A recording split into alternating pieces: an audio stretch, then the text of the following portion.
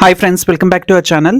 So last వీడియోలో మేము చూపించినట్టు కార్డిఫ్కి మేము హాలిడేకి వెళ్ళాము. సో వెళ్ళాక అక్కడ హోమ్ టూర్ కూడా చేసాము. సో లాస్ట్ వీడియోలో మీరు చూసుంటారు. దాని తర్వాత మేము చెప్పాము నెక్స్ట్ మేము కార్డిఫ్లో ఏమేమి చూసామో అవన్నీ చెప్తామని.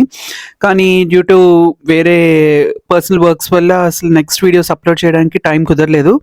బట్ ఇప్పుడైతే కుదిరింది. సో మేము కార్డిఫ్కి వెళ్ళిన తర్వాత ఆ నైట్ అనేది ఎయిర్బిఎన్బిలో స్టే చేసాము. సో ఆ స్టే ఎట్లా ఉంది, ఆ ఫెసిలిటీస్, దాని తర్వాత లొకేషన్ అదంతా మీకు ప్రీవియస్ బ్లాగ్లో చూపించాం. సో ఆ తర్వాత డే నుంచి మేము ఏం చేసాము అనేది క్లియర్గా ఈ వ్లాగ్లో చూపిస్తాము. ప్రీవియస్ వ్లాగ్ ఎవరైనా చూడకపోయి ఉంటే ఇక్కడ డిస్క్రిప్షన్లో లింక్ ఇస్తాను, ఖచ్చితంగా వెళ్ళి చూడండి, ఎందుకంటే అది మీకు ఇది కంటిన్యూషన్గా కనిపిస్తుంది. సో నెక్స్ట్ డే మేము మార్నింగే లేచి బ్రేక్ఫాస్ట్ చేసేసి రెడీ అయిపోయాము. సో ఫ్లాట్స్ నుంచి బయటకు వచ్చేసి కార్డిఫ్లో ఉన్న మెయిన్ అట్రాక్షన్స్ చూడడానికి రెడీ అయిపోయాము. మా ఫ్లాట్స్ నుంచి బయటకు రాగానే వ్యూ అనేది ఇట్లా ఉంది. సో నేను లాస్ట్ వీడియోలో చెప్పినట్టు మేము సిటీ సెంటర్లో ఉంటున్నాము. సో మాకు దిగగానే చూసారా ప్రతిదీ షాప్స్ అన్ని క్లియర్గా కనిపిస్తూ ఎంత బాగుందో. యూకేలో ప్రతి ఊర్లోని సిటీ సెంటర్ ఉంటుంది. సిటీ సెంటర్లో ఉండడం అనేది చాలా బాగుంటుంది. సో సిమిలర్లీ కార్డిఫ్లో కూడా చాలా బాగుంది. సో రియల్లీ ఆ టైం అనేది మేము ఎంజాయ్ చేసాము. ఎటువంటి హరిబరి ప్లాన్స్ లేకుండా, టైట్ షెడ్యూల్స్ లేకుండా, సో మనకున్న టైంలో మనం ఏదైతే చూడగలమో అదే చూద్దాం అనుకున్నాము. సో ప్రశాంతంగా ముందు టైంని ఎంజాయ్ చేస్తూ వెళ్ళాము.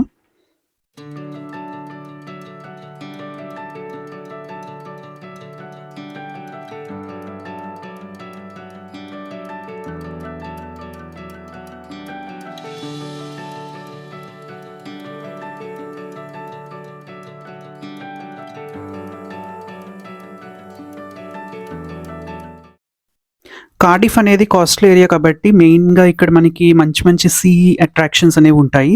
సో మేము సర్చ్ చేసి చూసింది ఏంటంటే పెనత్ అండ్ బ్యారీ ఐలాండ్స్ అనే 2 ప్లేసెస్ ఉన్నాయి. సో అక్కడి నుంచి సీ వ్యూ అనేది చాలా బాగుంటుందని అనిపించింది. బట్ మార్నింగే వెళ్ళిపోయి సీలో ఏం చేస్తామని చెప్పి సీ ప్లేసెస్ అన్నిటిని ఈవినింగ్కి పెట్టుకున్నాము. సో మార్నింగ్ ఏం చేస్తామంటే ఈషు ఎలాగో ఉన్నాడు కాబట్టి ఏదైనా వేరే ప్లేస్కి వెళ్దాం అనిపించింది. సో మేము వెళ్ళిన ప్లేస్ ఏంటంటే వైల్డ్ లైఫ్ మెడోస్. సో అక్కడ ఏమైనా యానిమల్స్ ఉండి ఈషు ఎంజాయ్ చేయొచ్చు కదా, కొంచెం టైం అక్కడ స్పెండ్ చేద్దామని చెప్పి స్టార్ట్ అయ్యాం. సో ఎక్కడికి వెళ్ళాలన్నా సరే మనకి కార్డిఫ్లో మంచి ట్రైన్ సర్వీసెస్ అనేవి ఉన్నాయి. సో ఈ ట్రైన్స్ కూడా చాలా రీజనబుల్ ప్రైసెస్లోనే ఉంటాయి. అట్ ద మూమెంట్ కార్డిఫ్లో మనకి ట్రైన్ సర్వీసెస్ రన్ చేసేది ఏంటంటే TFW, transport for Wales. So ఎక్కడలాగే ఈ ఇంగ్లాండ్లో ఎప్పుడైనా సరే మనం ట్రైన్స్ టికెట్స్ అనేవి కొంచెం అడ్వాన్స్గా బుక్ చేసుకుంటే మనకి చాలా బెనిఫిషియల్ ఉంటుంది. అండ్ మోర్ ఓవర్ మేము 4 మెంబర్స్ వెళ్ళడం వల్ల మాకు రైల్ కార్డ్ కూడా ఉంది, friends and family rail card. So దానివల్ల మాకు ఇంకా సేవింగ్స్ అనేవి కనిపించాయి. సో ఎప్పటికప్పుడు మేము మా ట్రిప్ని యాప్లో బుక్ చేసేసుకుని ఈ ట్రైన్స్ అనేవి ఎక్కి వెళ్ళడం జరిగింది. అండ్ ప్రతిసారి ఎక్కడికి వెళ్ళాలన్నా మాకు mostly 20 to 30 minutes train travel అనేది ఉంటుంది. సో అట్ ద మూమెంట్ ఇప్పుడు మేము ఈ ట్రైన్ ఎక్కి వైల్డ్ లైఫ్ మెడోస్కి స్టార్ట్ అయ్యాం.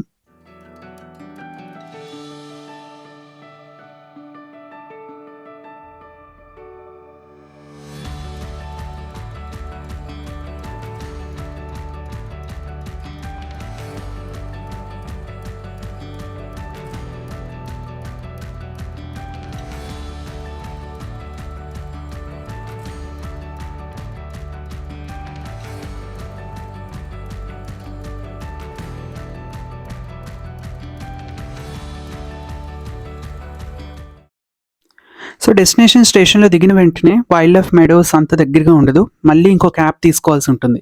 సో మేము దిగి వెంటనే ఇంకో క్యాబ్ ఎక్కాము. క్యాబ్ కూడా రీజనబుల్ ప్రైస్లోనే దొరుకుతుంది.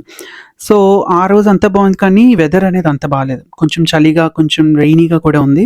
సో మేము వైల్డ్ లైఫ్ మెడోస్కి ఎంటర్ అయ్యాము.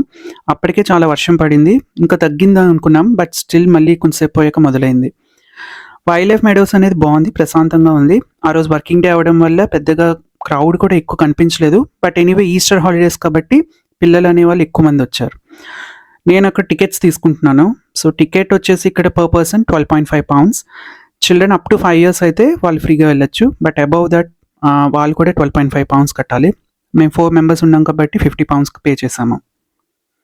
మెయిన్ అట్రాక్షన్స్ మాకు ఇక్కడైతే పీకాక్స్ కనిపించాయి. పీకాక్స్ని ఇంత దగ్గరగా చూడడం అనేది చాలా బాగుంది. ఇక్కడ ఉన్న ప్రతి వాళ్ళు దీన్ని బాగా ఎంజాయ్ చేస్తున్నారు.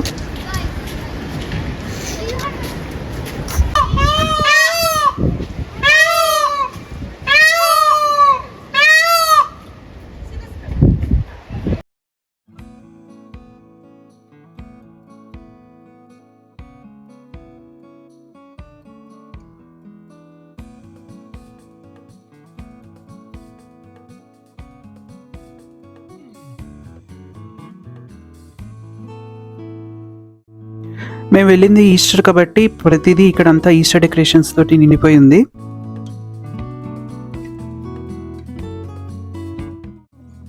మేము యాక్చువల్గా ఇక్కడికి ఎందుకు వచ్చామంటే ఆల్పకా అని చెప్తుంది, దాన్ని చూడడానికి వచ్చాము. కేవలం దాన్ని చూడడానికి అయితే £5 పే చేస్తే సరిపోతుంది. సో అయితే వెబ్సైట్లో ఏమి ఇచ్చాడంటే దాని అవైలబిలిటీ అనేది మనం ఈ ప్లేస్కి వస్తే కానీ చెప్పలేమన్నారు. కొన్ని డేస్ ఉంటుంది, కొన్ని డేస్ అవైలబుల్ ఉండదు. బట్ అన్ఫార్చునేట్లీ మేము వెళ్ళిన రోజు అది అవైలబిలిటీ లేదన్నారు. సో అందుకే ఇంకా మొత్తం £12.5 టికెట్స్ తీసుకొని మొత్తం ప్లేస్ మొత్తం విజిట్ చేసాం. సో అయితే ఈ ప్లేస్లో నాకు పీకాక్స్ తప్పిస్తే అంత పెద్దగా చూసి ఆనందించే యానిమల్స్ ఏం పెద్దగా కనిపించలేదు. ఇంకా చెప్పాలంటే డాంకీస్, గోట్స్, హార్సెస్, పిగ్స్ ఇవి ఉన్నాయి. సో వీటిని చూడడానికి ఇంత అమౌంట్ పే చేసి చూడాల్సిన అవసరం లేదనిపించింది. బట్ స్టిల్ ఇక్కడ దాకా వచ్చాం కాబట్టి ఇంకా మేము చూసాము. బట్ నాకైతే ఆల్పకాస్ని అయితే మిస్ అయ్యాము. ఖచ్చితంగా చూద్దాం అనుకున్నాం, బట్ అన్ఫార్చునేట్లీ అది చూడడం అవ్వలేదు. మిగిలిన ప్లేస్ని అయితే చూసాము, బట్ అంత వర్త్ కాదని నాకైతే అనిపించింది.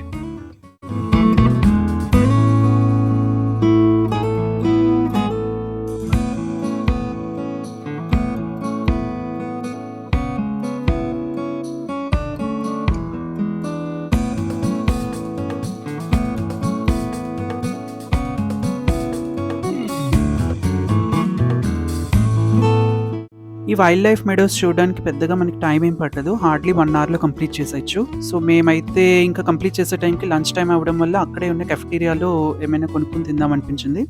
సో మేము ఇలాగ హాట్ డ్రింక్స్ కొనుక్కున్నాము. సో వెంటనే స్టార్ట్ అయిపోయాం back to next stop Barry ఐలాండ్స్కి వెళ్దాం అనుకున్నాము అండ్ సీ సైడ్ని ఎంజాయ్ చేద్దాం అనుకున్నాం. సో మేము మళ్ళీ బ్యాక్ టు ట్రైన్స్ ఎక్కేసి వెళ్ళిపోదాం అనుకున్నాము.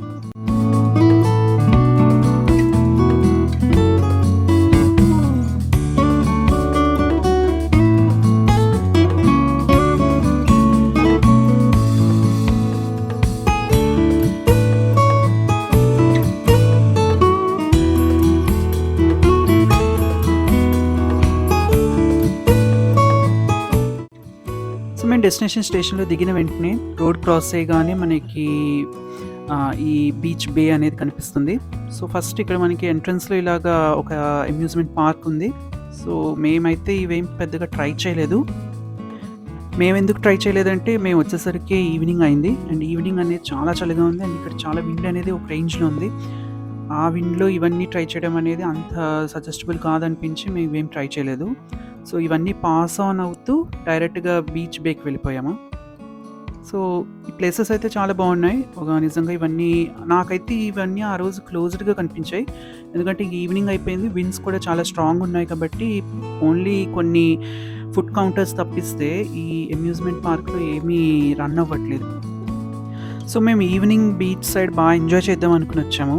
సో వెదర్ అనేది అంత కోఆపరేటివ్గా లేదనిపించింది, ఎందుకంటే స్ట్రాంగ్ విండ్స్ ఉన్నాయి, అవి కూడా చాలా చల్లగా ఉన్నాయి. వెదర్ అనేది చాలా క్లౌడీగా ఉంది, ఇక్కడ సన్ రైజ్ పడట్లేదు. సో అదొక్కటే కొంచెం డిసప్పాయింటింగ్. బట్ ప్లేస్ అనేది చాలా బాగుంది. విండ్స్ ఎలా ఉన్నా ప్లేస్ అనేది చాలా నీట్గా, చాలా ప్లెజెంట్గా అనిపించింది.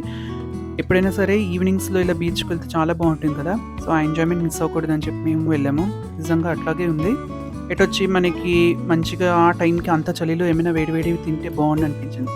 బట్ ఇక్కడ అలాంటి మిర్చి బజ్జీ కానీ మొక్కజొన్న పొత్తులు కానీ అట్లాంటివి ఏం లేవు. బట్ మనం జస్ట్ నార్మల్గా ఎంజాయ్ చేయడమే. అది లేదు, అది మిస్ అయ్యాం. But rest of the time మిగిలిందంతా బాగానే ఉంది.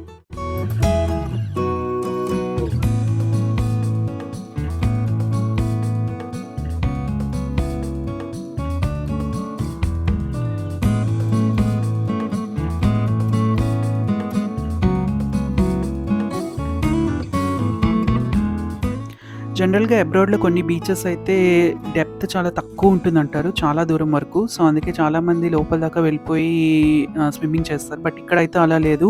విండ్స్ అనేవి చాలా స్ట్రాంగ్ ఉన్నాయి అండ్ డెప్త్ కూడా చాలా ఎక్కువగా ఉంది. టైడ్స్ కూడా మార్నింగ్ అయ్యేసరికి వెనక్కి వెళ్ళిపోయాయి, ఈవినింగ్ అయ్యేసరికి చాలా ఫ్రంట్కి వచ్చేస్తున్నాయి. హై టైడ్స్ ఉన్నాయి.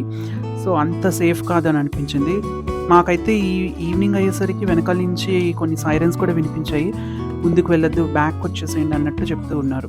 సో అంత సేఫ్ కాదు అంత ముందుకెళ్ళడం. బట్ వెనకాల నుంచి కూర్చొని ప్లేస్‌ని ఎంజాయ్ చేయడం అనేది చాలా బావుంది.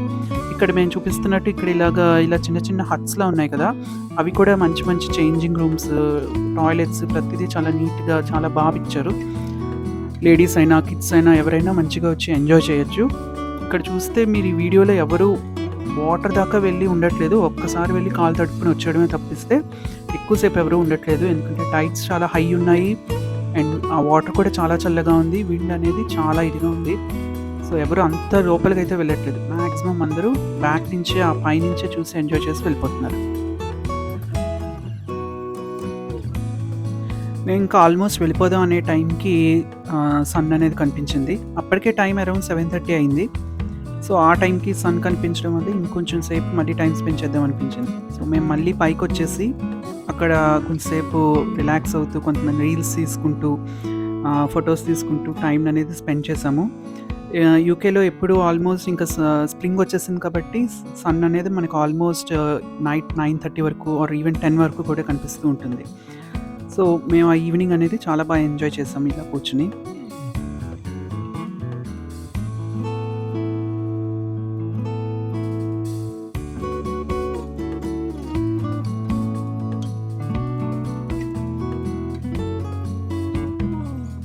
అక్కడ ఈవినింగ్ మేము అలాగా వ్లాగ్స్ అండ్ ఫొటోస్ తీసుకుంటూ ఉండగా ఇలా కొన్ని డాగ్స్ కనిపించాయి. ఈ ఓనర్స్ వీటితోటి హైడ్ అండ్ సీక్ ఆడుతున్నారు. సో చాలా మంచిగా అనిపించింది. డాగ్స్ కూడా చాలా ఎంజాయ్ చేస్తున్నాయి.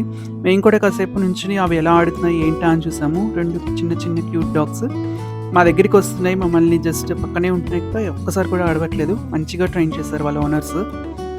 సో ఇంకా అది అయిపోయిన తర్వాత కాస్త రిలాక్స్ అయ్యి ఇంకా అక్కడి నుంచి మళ్ళీ బ్యాక్ ట్రైన్ ఎక్కేసి బ్యాక్ వచ్చేసాము. సో ఇదండి ఆ డే మేము అలా మంచిగా ఎంజాయ్ చేసాము. సో మా నెక్స్ట్ వీడియోలో పెనాత్కి వెళ్ళబోతున్నాం. సో అదండి మా వీడియో మీకు నచ్చింది అనుకుంటున్నాను. మా వీడియో కనుక మీకు నచ్చితే please do like and share. ఇంకా మా ఛానల్ని ఎవరైనా సబ్స్క్రైబ్ చేసుకోకపోతే please do subscribe to our channel. Thank you so much.